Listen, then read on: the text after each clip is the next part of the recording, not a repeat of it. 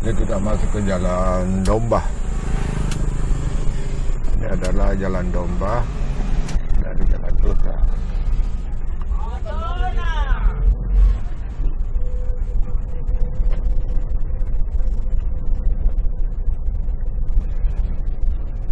Jalan Domba ini memotong juga Jalan Kijang.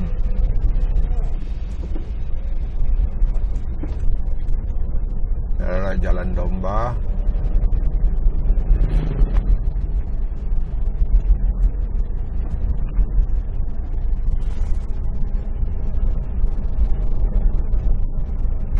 Di depan itu adalah Jalan Kijang. Kita akan masuk ke Jalan Domba tadi.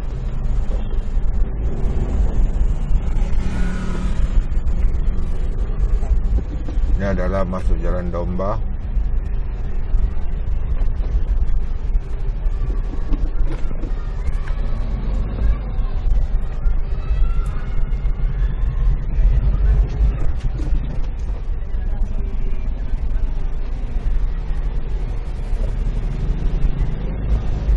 Ini sempit jalanan.